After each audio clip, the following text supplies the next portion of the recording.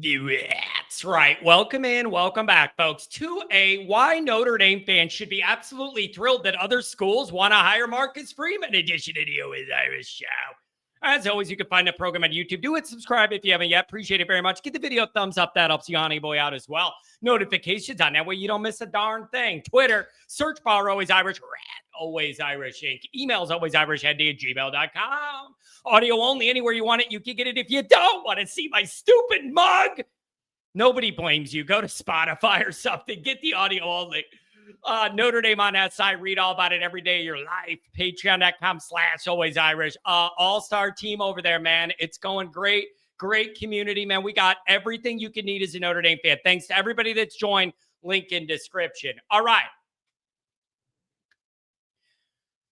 This topic I'm only talking about because it comes with hot demand from Notre Dame fans.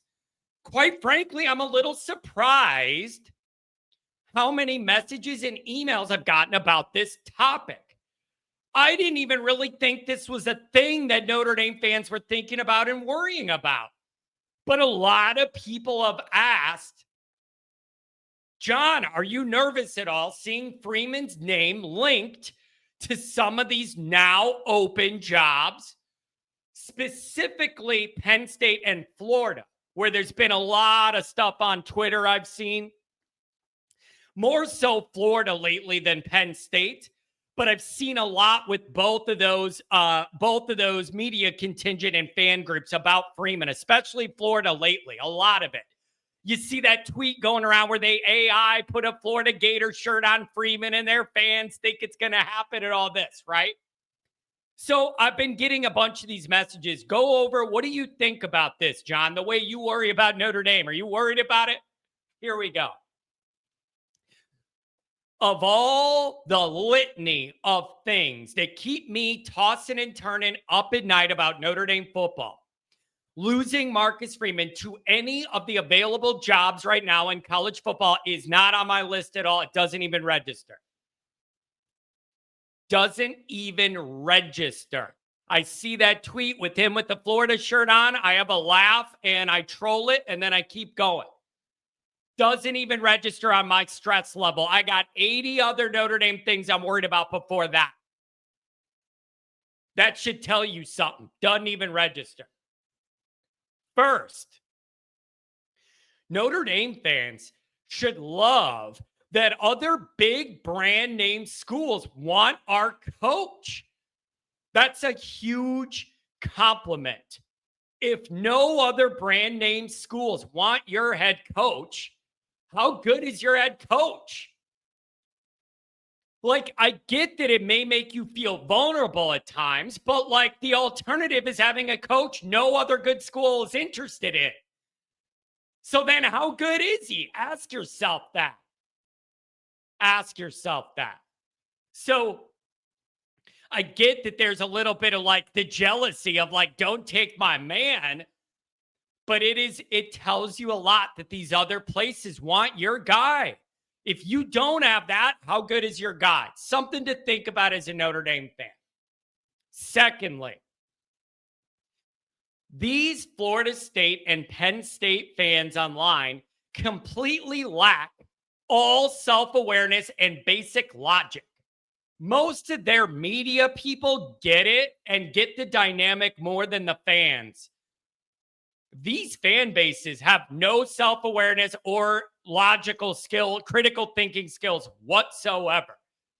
They live in a delusional vortex of their own fandom and have no idea of what the real scoreboard is. Quite frankly, Big Ten, SEC, Penn State, and Florida are not better football jobs than Notre Dame right now. They're not in any measure or way. They're not better football jobs than Marcus Freeman has at Notre Dame. He has spent 4 painstaking, frustrating, challenging, hard years building Notre Dame up. Why would he want to go to these places and have to start that cycle all over again? Because neither of those two programs are ready to win now. You gotta rebuild the culture, rebuild these rosters. Recruiting's a mess now. You got to rebuild all that up. Freeman just did all of that grind work behind the scenes at Notre Dame. Now you think he's going to go start that all over again? Now that he's getting Notre Dame close to where we all want? That makes no sense. These are not elite, ready to go win now programs with all the resources.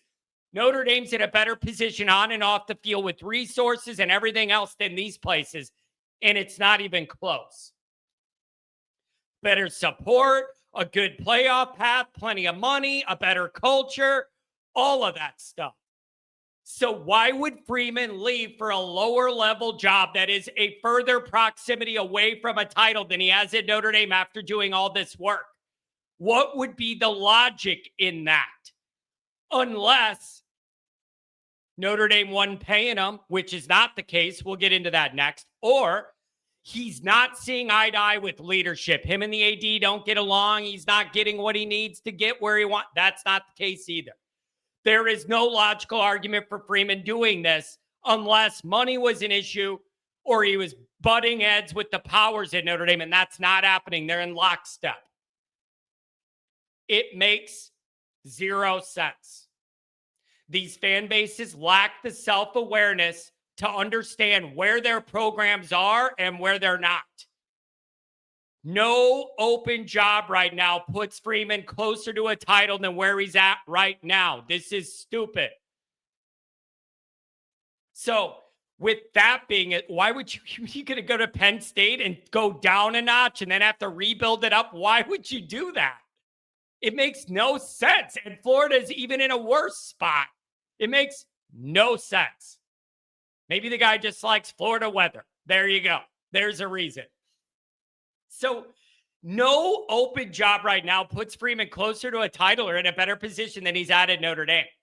These fan bases need to be honest about where they're at in the stack of teams here. So let's move on to the next argument. The next thing I hear is, on Twitter, the Florida fans, Freeman, get Freeman, blah, blah, blah, blah. Imagine what he could do at Florida, right?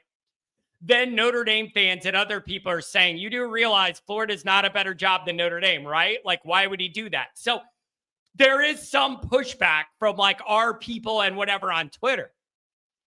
So then where do they go next? Money, money, money, money, money.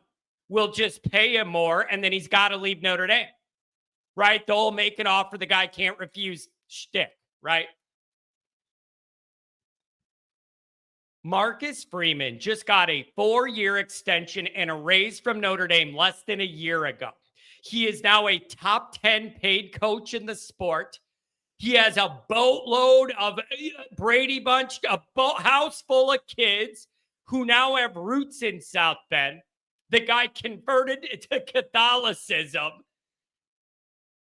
He did all that personally and all of the grind work to build this up for 4 seasons, to get it in a better spot and all that. And he's going to leave and start over for another $1.5 million a year or whatever at Florida when he's so close to getting Notre Dame where he wants. I mean, at some point, how much money does a guy need? You're already a top 10 paid coach. You just got an extension and a raise. Like, I don't think money is the end all be all for everyone the way it is for some people. So for all of these reasons, I think people who think this is realistic are delusional, and they're not looking at the big picture of where this is all at. So here's the next question then. Why the hell does Freeman's name keep coming up then? Leverage. Leverage, leverage, leverage. And here is the best part about this for Notre Dame fans. I love this bullet point.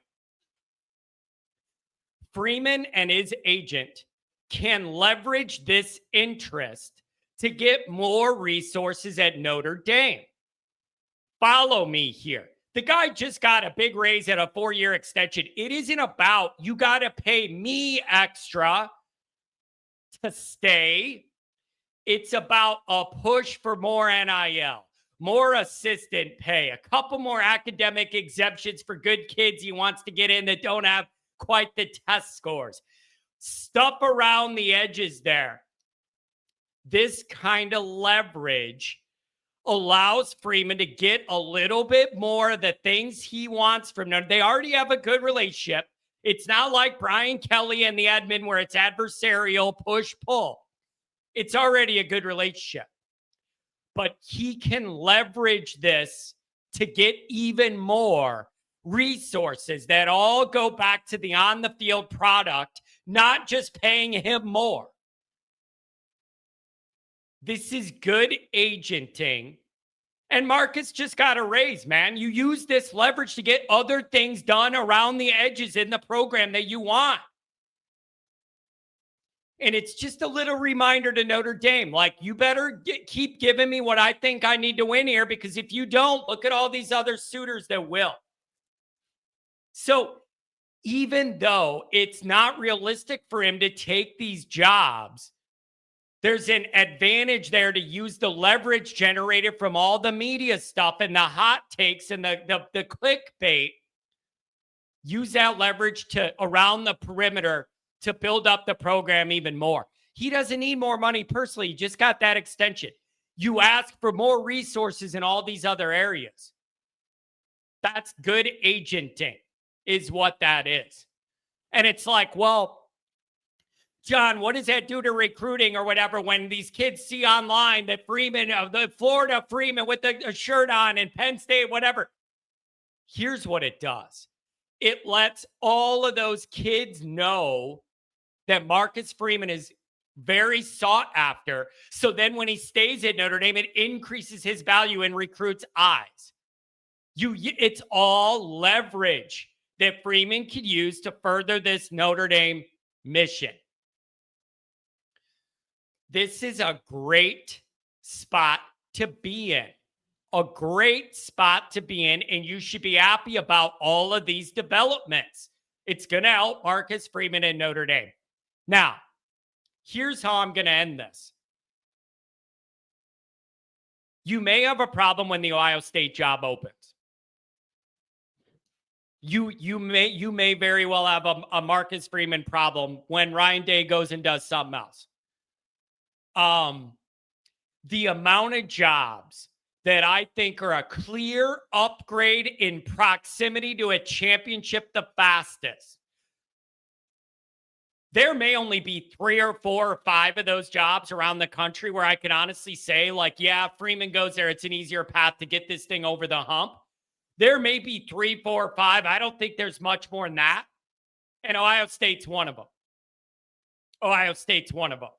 So when you combine that to the Midwestern roots, to the I played at Ohio State, I understand the culture, and I will be accepted because I'm an Ohio State guy.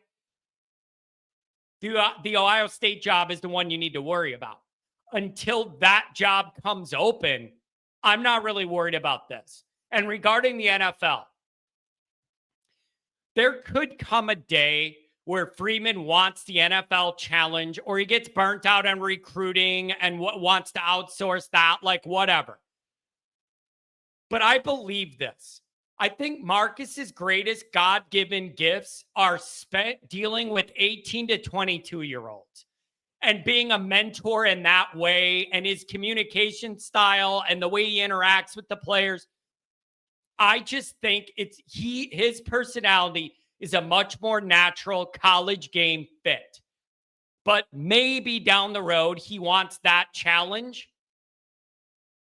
But I'm not nearly as tied into all the NFL workings as I am college. For now, none of this worries me till the day that Ohio State job opens up, whenever that is. Then we have a different discussion. That is one of the very few programs that I could say is an upgrade to proximity to a title every single year from Notre Dame. There's only a few. Ohio State's one of them. Till then, this is a good thing for Notre Dame. What do you think?